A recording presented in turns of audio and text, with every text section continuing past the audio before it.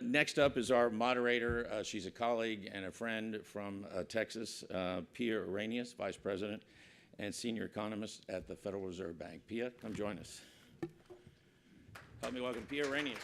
Good to see you.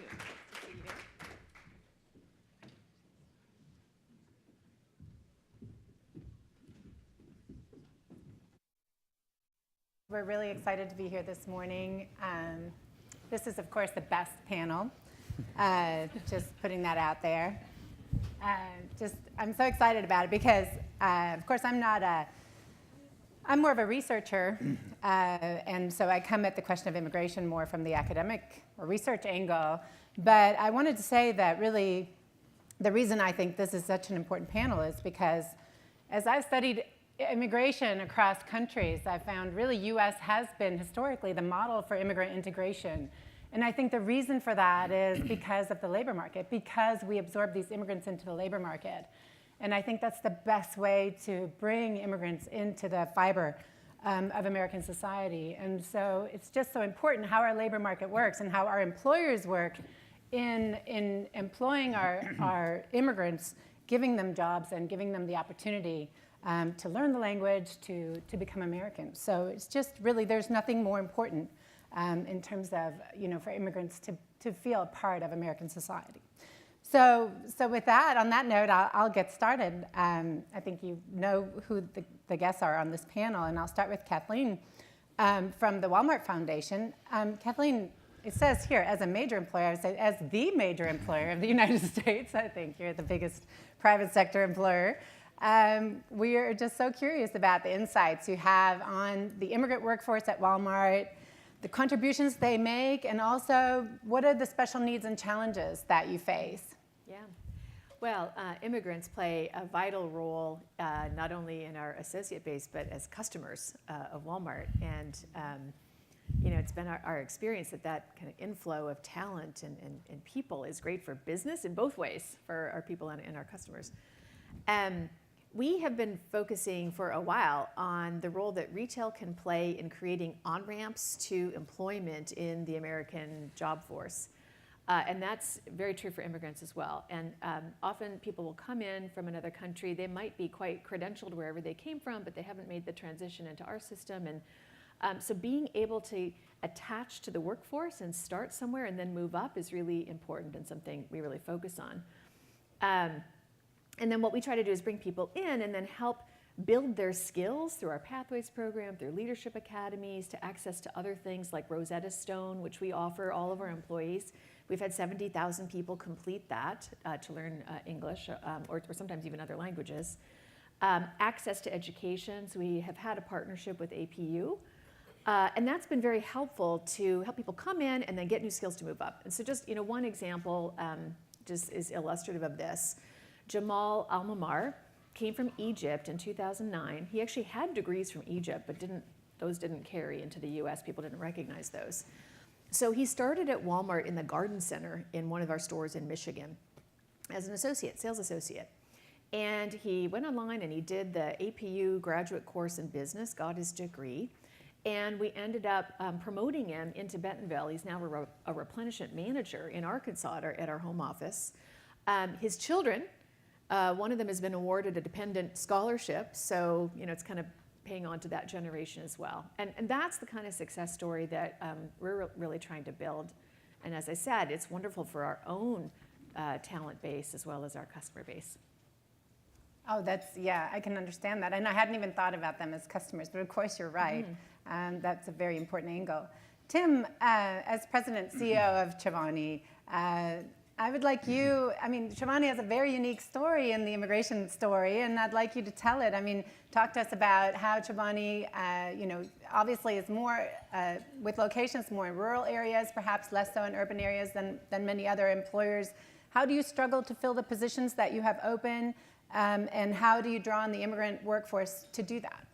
Well, it starts out with our founder, who's an immigrant himself. So that really opens the chapter of the intertwining of immigration and immigrants working with and at Chobani. When you think about where we are, we sell a milk product. a dairy product. And so we need to be where the cows are. So ultimately, that's a rural community. And over time, with urbanization, what we've seen is a sparsely populated area, younger people maybe not accessible to join the workforce. So we really needed people to work at Chobani. The company grew very quickly, and we needed people to work in the factory. So the original challenge was finding people. We found a resource, the Mohawk Valley Refugee Center in Utica, New York, which was really close to our original factory. And they offered to help, but we had these challenges: one, language; two, transportation. Both could be overcome, though. So we organized some vans to be able to transport people to and from the factory. And then we got translators. And the translators helped onboard and assimilate. We still have translators that help with employee benefits, with employee opinion surveys, things like that. But over time, the need for that has gone away. As people have assimilated into society, some have gotten their driver's license. Now there's more carpooling than vans. We've got people translating for each other in the factories, people learning the language, much like Kathleen talked about. So it evolves. And now what continues to be our challenge is really access to new employees, because we keep growing, and then working on the best possible training and employee development programs. That's very interesting. Where are the refugees from typically? All over the world. All over the world. Yeah, all over the world. There's at one point in our New Berlin factory, we counted 19 different languages being spoken. So they're literally refugees from all over the world. And it really makes quite a tapestry. We have a favorite time to go in. It's the afternoon. It's the second shift. It's some of our longer term employees. And when you walk in, you can just feel the energy. And it's a real bond of appreciation. You know, there's rarely, if ever, an incident. People work shoulder to shoulder with people who lived in the community their entire life. And it just shows that mostly what people want to do is work hard, earn a good living, appreciate their coworkers, and go home to their families. And we're seeing it happen every day. That's interesting. That's a great story. Tom, moving to you as president and CEO of Western Growers, and representing sort of more the ag sector, which is sort of a traditional immigrant sector. Can you talk about how ag is different and how the agriculture sector relies on immigrant workers and sort of where that stands right now? I think the earlier panel mentioned, you know, crops rotting in the fields for the lack of workers. I mean, is that a true story? Yes, of course it's a true story. Our number one issue is the lack of an adequate labor supply. Over the last few years, it's been water and labor, but because of the storms that came through the West, especially in California, that drought was temporarily halted. But the labor issue is number one. There just isn't an adequate labor supply, and it's really easy to figure out why there isn't an adequate labor supply. Our work is temporary, it's seasonal, it's migratory, and it's difficult. And not too many people are attracted to that kind of labor. Certainly we know that people aren't raising their children to be farm workers. We know that farm workers aren't training their kids to be farm workers. So where's that workforce going to come from? It will, as in every other country that's economically viable, it's going to be a foreign workforce. So what we've tried to do is we've tried to get the legislature to understand that regardless of how they feel about American jobs, the jobs of the field worker aren't jobs Americans want. It's been proven over and over and over again. You go to any state workforce agency, and you will see that nobody applies to these jobs. And of course, we're required to go there first before we hire H-2A workers, foreign workers. The union, the United Farm Workers Union, many years ago, came out and said, take our jobs. Anybody who wants to take our jobs, please apply. We'll be happy to let you have them. nobody applies. And we get reporters once in a while that'll say, well, if you just raise the wages, that, you'll get all the people you need. Fine. You go out and work for a week and tell me how much you'd like to be paid an hour that you feel is adequate. Well, they don't last a day, let alone a week.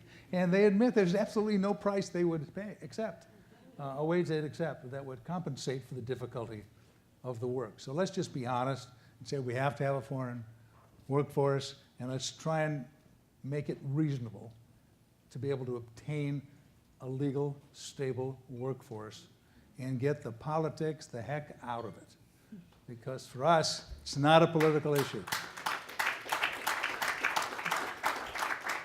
I mean, I've worried that, and I know I get this also when I talk to reporters, that, can we just let the wages go higher so that natives, will take, or American-born workers will take these jobs. And so I've worried about there's a wage at which that production is not economically viable in the United States. And I feel like some of that production would go, to a foreign country. Do you see that at all? Well, sure. I mean, if you're working in a restaurant or a retail establishment, most of your competition is in your neighborhood. Well, not with us. With us, it's not just our neighbors, it's everybody in the world. Yes. And in the agricultural sector, there is a positive balance of trade in agriculture, but not in fresh produce. It's a negative balance of trade. So we are importing more and more and more foreign produce all the time. And we have certain food safety protocols that we have to adhere to and that we'd like to adhere to. And Western Growers was a leader in putting together what's called the California Leafy Green Agreement, where we put together standards for food safety. And it was adopted by FDA in Arizona, a number of states, and now it's part of the Food Safety Modernization Act. But it's never going to be a question of wages. People will point to California and say, well, wages are rising in California. That's proof that if you paid more, that if you really had a labor shortage, you'd have to pay more to get new workers. Well, it's absolutely not true. We don't get one new worker when we raise wages. All we do is we start the game of musical chairs. So farmer A will say, okay, I'm raising my wages 10%. So farmer A gets workers from farmer B. So farmer B has to increase his wages 15%, and that's how the workforce moves. So the wages go up, the cost of production goes up, but no new jobs are added to the workforce. Oh, that's interesting. Thank you, Tom. Kathleen, going back to you and the story of Walmart, you're here representing Walmart, but also the Walmart Foundation. Mm-hmm. So I'm curious, can you speak to the work that the Walmart Foundation sponsors specifically in terms of English language learning and other programs for immigrants? Yeah, absolutely. So, as I mentioned, what we're trying to do at Walmart is address social issues or environmental issues through our business. So not as CSR or just pure philanthropy, but actually solve an issue. So what I was describing with respect to Walmart's own associates is around opportunity and upward mobility, and that's really our focus. So yes, you can come in, you can start at retail here. How do we help you move here most quickly through training and scaling and so on? Then what we're trying to do through the foundation is take that beyond the company and make that a reality in the retail sector as a whole. So when we started this work a couple years ago, we said, well, what are some of the barriers that people have to advancement? And English language acquisition is a significant barrier. If you figure 10% of the people in the country may not speak English very well, and a big chunk of them are in the service sector. So how do we address that? So what we wanted to do was create a program that employers could offer to people on the job, so incumbent workers, people who have been in roles but don't speak English, and help them both acquire English language and get promoted quickly. So we funded, actually, National Immigration Forum to work with Miami-Dade Community College and create a program of ESL in a retail context. And they've been running that now for about a year, trained about 500 people across 3 employers, not Walmart, because this is through the Walmart Foundation, it's philanthropy. So actually it's been benefiting Publix and Kroger and Whole Foods, and my colleagues back at Walmart say, wait a minute, that thing that you're doing for our competitors, but we're trying to make this something for the sector, right? And the results are great. So of these first cohorts that they've been doing this program with, 37% of the people going through this program got promoted upon completion of what is a fairly short course, because the English they're learning is easier for them to get because they're using it every single day on their job. It's relevant for them, so they're coming up to speed. And what's happened is the completion rate of that program, because the employers are engaged and it's happening in that context, over 80%. The average completion rate for ESL programs is 20% in this country, so 4 times the completion rate. So it's phenomenal, and then the employers are telling us, you know what, productivity's gone up, their confidence has gone up. 89% of the people say, my people are more confident, they're more productive, and I guess that's translating into the promotions. So, one example, there's a woman at Publix, actually in Florida, very typical of people in this program. Yenesis Rodriguez had been in a role for 3 years, never promoted, couldn't move in, couldn't speak English, did the program, finished it, is now been promoted upon completion. So we're excited about this. This works. It's one of many things we're trying to invest in around skill acquisition. We're now working with the forum, funding them to scale it and to bring in a bit more digital components as well. So this could be done really across the country, across retail, because we think it's really phenomenal results. So. Yeah, and that's actually consistent. I've done some work looking at the importance of English fluency and found that unless you have very high levels of education, that English fluency has a bigger payoff in the labor market than actually an additional year of formal education for immigrants. Well, and it goes exactly, because it goes to what skills are relevant for work. And this is a great example of highly relevant skills. You get it translates into upward mobility. Right. Yeah, that's so important because it allows you to learn on the job and get the skills that employers need. That's excellent. Great. Tim, you also talked about programs that you have, language programs. Can you talk about other ways that you're working with your immigrant workers to develop their skills? Yeah, so it's really all of our workers, right? If you think about continuous improvement and first identifying the skills people have as a baseline, skill matrix, and getting people aware of both what they're able to do now and understanding what they aspire to be. That's where you start. And then you can start working more or less methodically at building skills. And that can happen, again, if you're a native English speaker or if you need some help in translating, ultimately to keep completing a bigger picture of yourself to be able to do that. Much to do with problem solving. And if you think about retail and why do I need to be fluent? Well, because I'm there to solve problems. And in a factory environment, we're solving problems as well. There's always something. The plant is a dynamic place. Nothing works perfectly. So in continuous improvement, we always want to not only solve the problem, but understand the root cause. And then go to fix that root cause so things work more smoothly. The way to advancement, then, is acquiring technical skills and technical ability. And then as you learn, you could go take a different path towards engineering or towards supervision. So it's a continual learning exercise, no matter who you are, no matter where you came from. It's just a matter of supporting people to be able to acquire the skills for advancement. Now, we don't do this alone. We work with local community colleges to help the training that we can't do ourselves. We work with the refugee centers to build a support system around the total life, because to bring your whole self to work, you need to have greater security, right? You need to know you're safe, your basic needs are provided for, your children are going to be comfortable at school. I think, as we get into this fluency of language issue, it goes to the family. Because if you want to support your children, you want to be involved in their education. And if they're learning in English, then you want to support their learning at home at night. So I think we have an obligation also to bring up the language skills of parents so they can be more involved in their children's life and help them be more successful. So it's a group effort, really, that we have to partake in, but it's not all that different for anybody that works for us.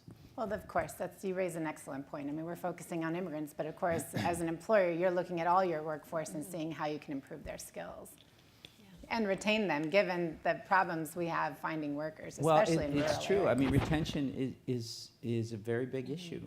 Again, where we operate in rural communities, in Idaho, we've got 2% unemployment. So it's a very competitive workforce. So as we invest in people that work for us, we want to retain them. That's just good common sense. Yeah, another, to that point, so Yes. I talked about the ESL program that we're trying to create for retail as a specialized training program for a particular barrier. But you're absolutely right, just in general, those basic problem-solving skills, foundational skills that people need when they come into work. One of the things that we've tried to do as an employer is make that the norm for everybody. So when people come in, they start at $9 an hour minimum, and they go through a 90-day Pathways training program, which is very basic skills, problem-solving skills, retail math, customer service, and then when they complete that, they move to 10, again, as a starting point. And then we have a leadership academy program beyond that, which is teaching more advanced skills, so specialized skills and so on to move into management. That's something we're trying to make more systematic for everybody. And then, you know, over time with the ESL, those kind of components come in for people with unique barriers. Yeah. So, something really positive happening in the retail and manufacturing sectors and the agricultural sectors is the idea of apprenticeship is Right. coming back. Yeah. And it's Whether a we call great it that or idea. not, right? Right, That's- right. yeah. And so the idea that not everybody's going to take the same path through university and go to a city and work in an office building. So how do you get prepared to have a great life in these other sectors? And that's what apprenticeship is. It was a much bigger factor when you think about craft and other skilled labor. Now it's coming back. And the idea also in apprenticeship is we're going to be together for a long time, right? Right. We're going to teach each other how to get better. We're passing along not just skills, but ways of working, craftsmanship. You know, we make a craft product. It's you know, we're not just putting something in a cup. We're putting lots of knowledge and a lot of heart and a way of doing things. So, you know, that love and effort is something that we need to inspire in people. And I think the idea of apprenticeship is a great moment that it's finding itself again. And keep people learn while they earn and earn while they learn. And it's actually ends up being good for business as well as for the people and the communities. So it's a shared value idea. No, that's such an important point that, you know, as they're learning on the job, that you're adding these incentives for completion, and I think that's really how you get Tangible, short-term, see the exactly. results. There's a clear payoff to Right. finishing, because what we see, you know, kids away from the employer, like just maybe in community college. I mean, the biggest problem we see with kids that some cases are first generation in terms of attending college, we see that they don't complete the programs, and that's sort of one of our biggest problems in Texas, certainly. And I think around the nation, but I mean, if you do it with an employer, an apprenticeship, a public-private partnership, these, you know, the tangible payoffs really would help completion. I see how that works. That's excellent.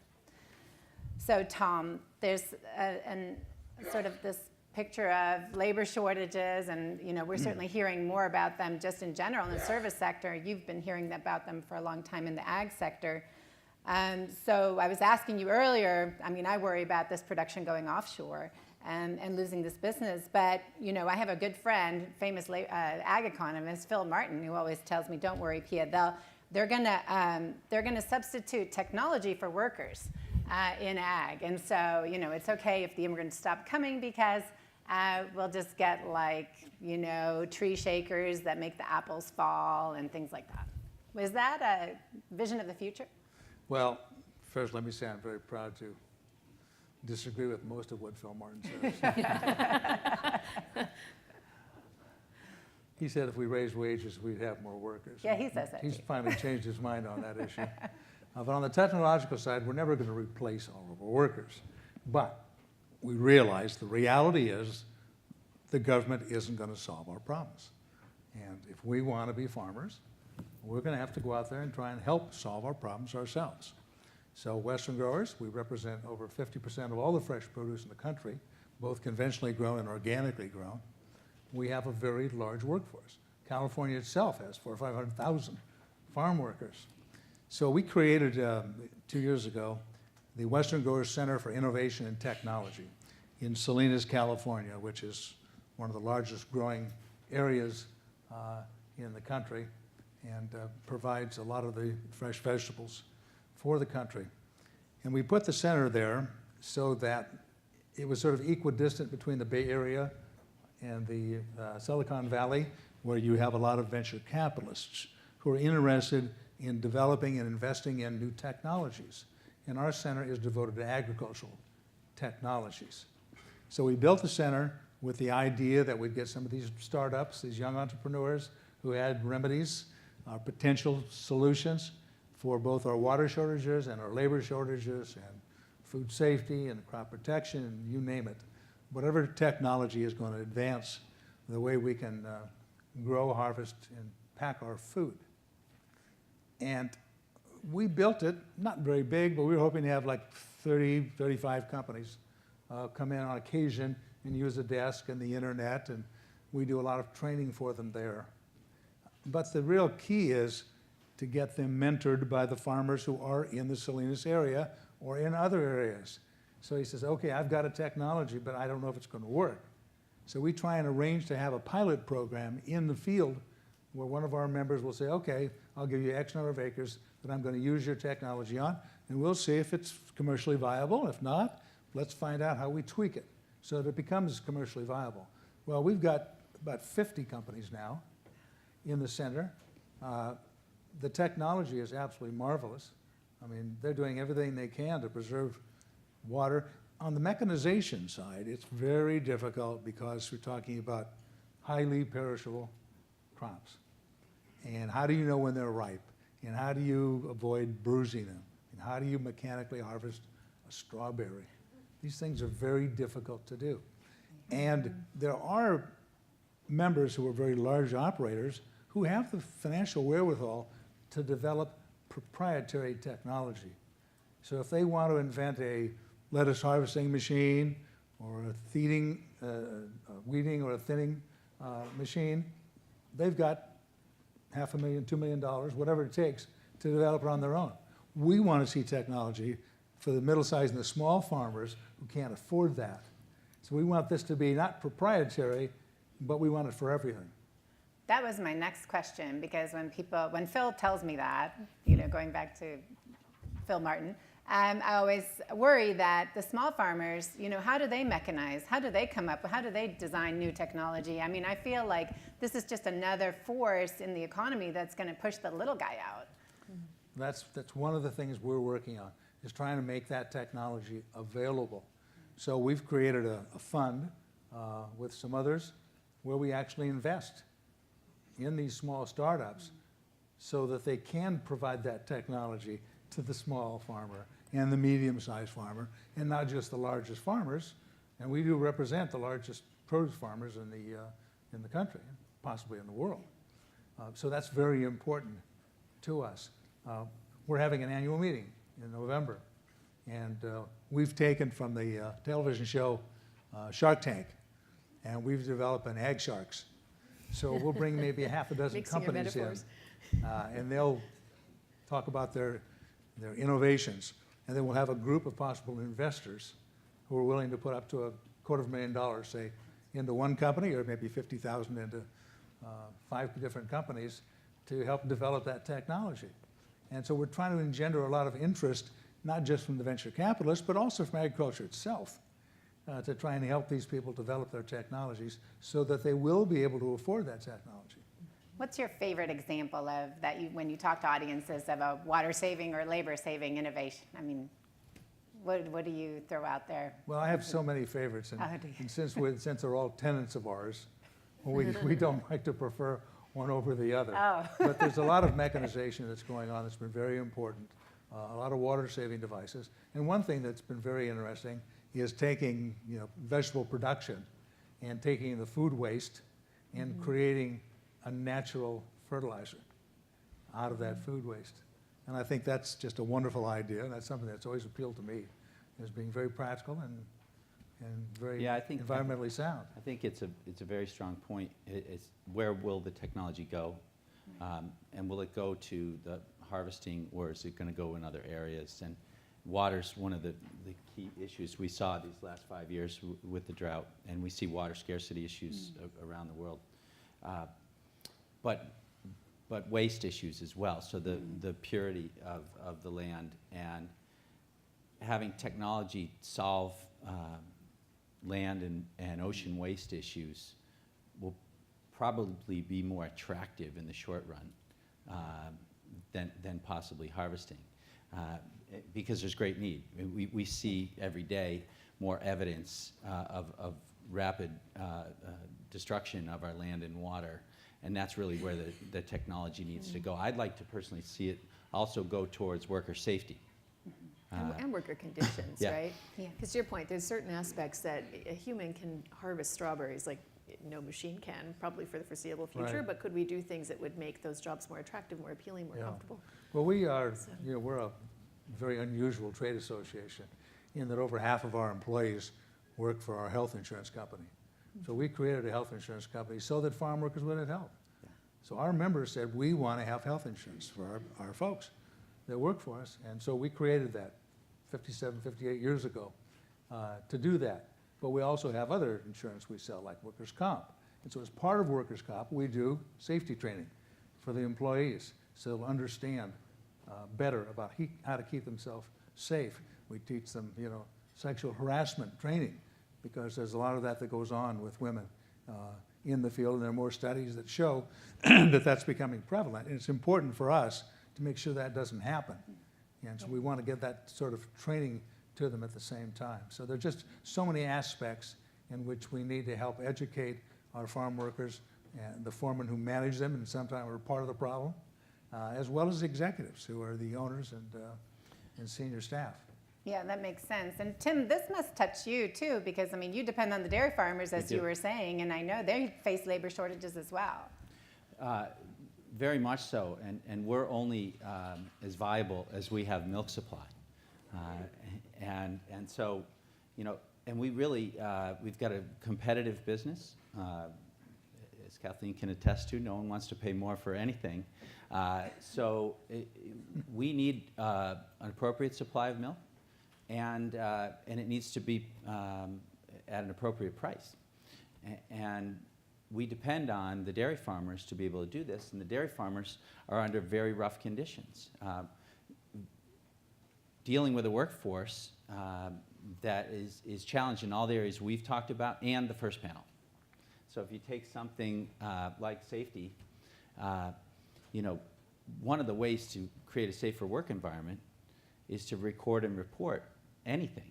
A large incident, a small incident, a near miss, and that's how you get better. But if you're afraid of reporting, if you don't want to go to the emergency room because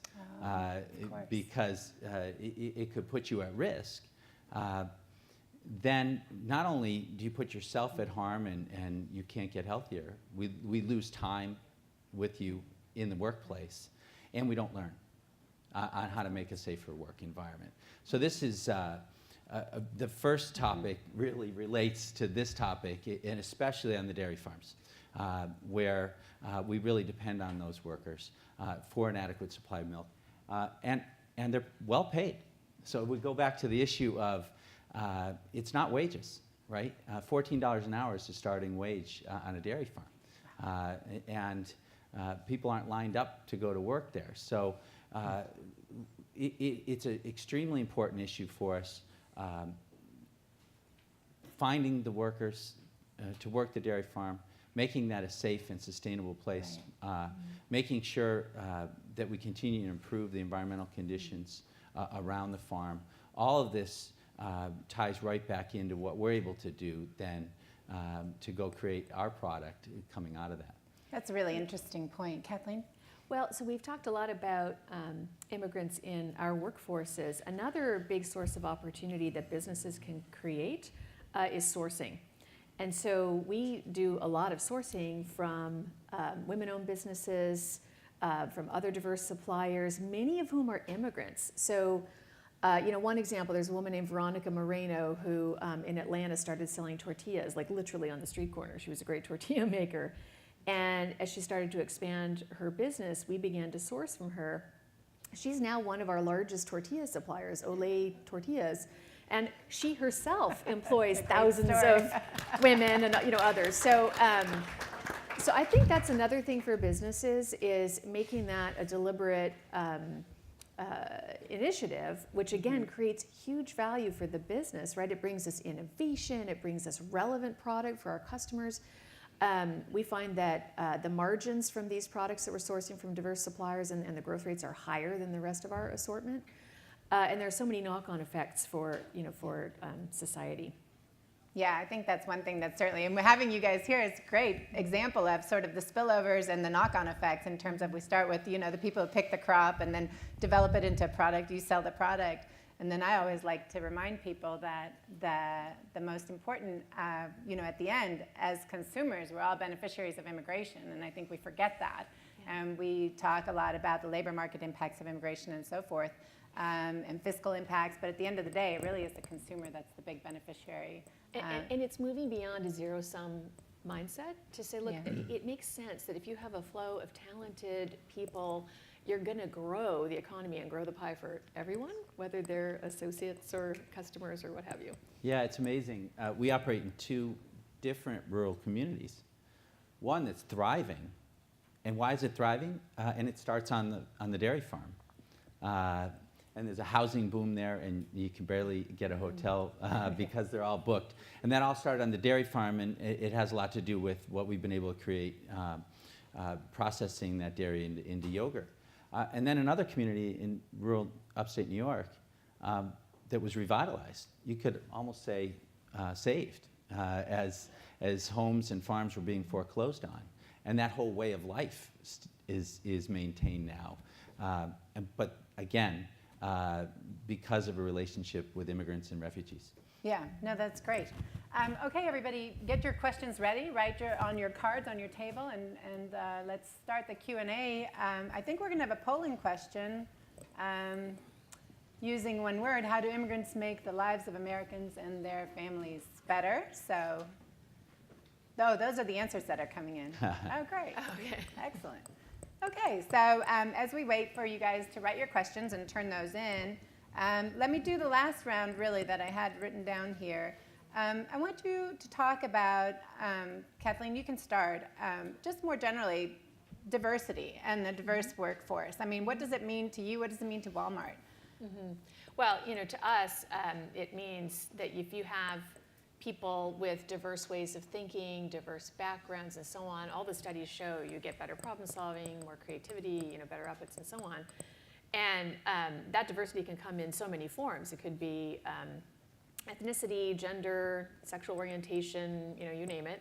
And so we want to have an environment that not only is diverse, but it's inclusive. So people feel that they are bringing their whole selves to work every day and don't have any barriers to share their whole selves.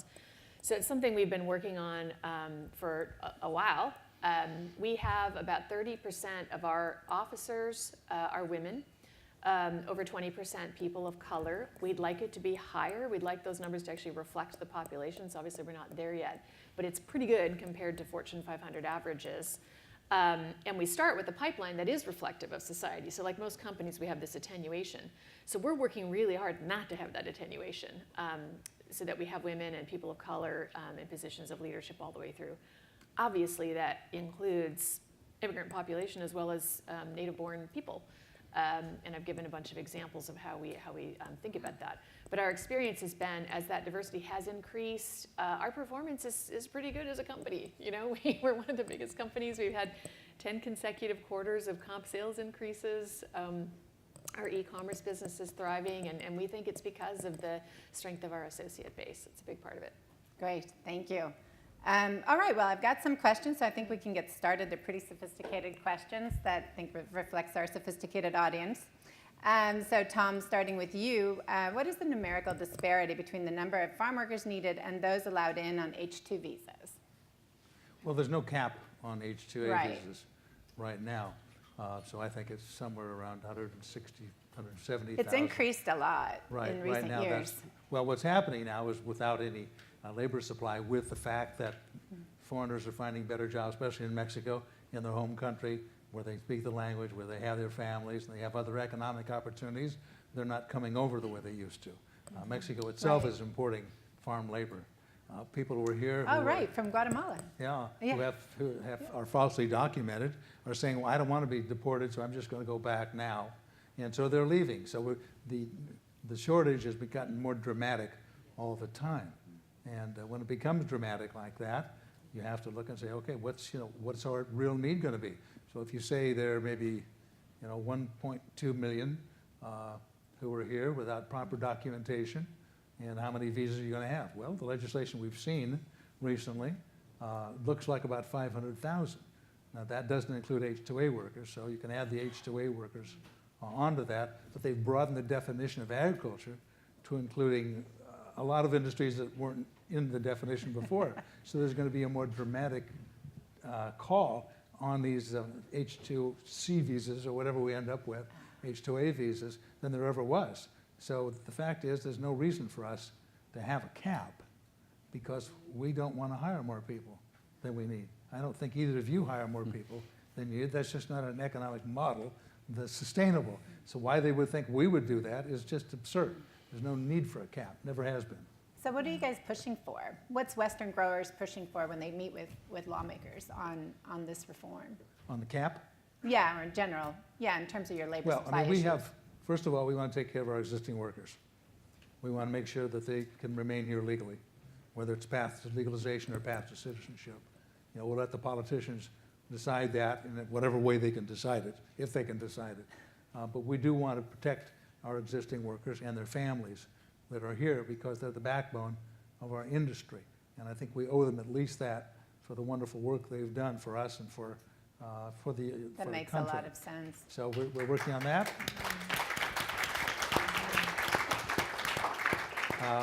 We're working on the cap, obviously. We just want to have an easy way of doing this. We want to continue to bring in foreign workers, but we don't want to make our existing workforce into a foreign workforce that has to get back of the line when it comes to visa applications. We think they should be treated differently. Yeah, I think you raise an important point. When they talk about visas for more workers to come in, I think we really have to address those that are here already. I think that's very important. Here's another more general question. Maybe, Tim, you want to try it. To what degree does automation complicate the labor pool and skills gap issues? Because of the sophistication of the equipment, then there's just more training involved. So if you think about automation is largely driven by some sort of computer. So you've got screens.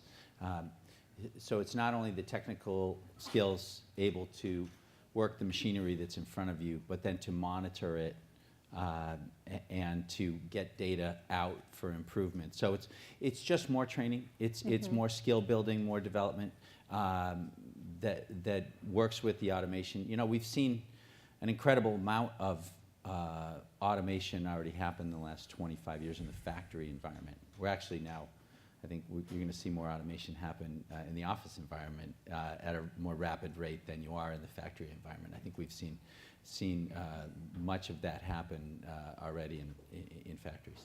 Yeah, we talked about that at the Federal Reserve, certainly, that we're seeing increasing sort of technological disruption of the service sector in professions and occupations where we hadn't seen it before. It's interesting. I need more questions, guys. Okay, Oh, no, so you don't. one last. Okay, so I guess we're out of time. All right, well, I have one last question. Tom, you promised I could ask you this.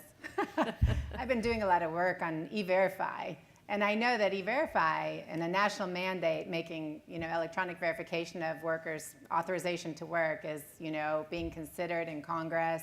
And the work I've done shows that it has really large effects on the employment of unauthorized immigrants. I'm curious, do you guys at Western Growers, do you think about E-Verify and the implications for the ag sector? Absolutely. We've been working on this issue for a long time. And our position, I think, has been very, very reasonable. We support E-Verify once we have adequate immigration reform that will provide us an adequate legal workforce.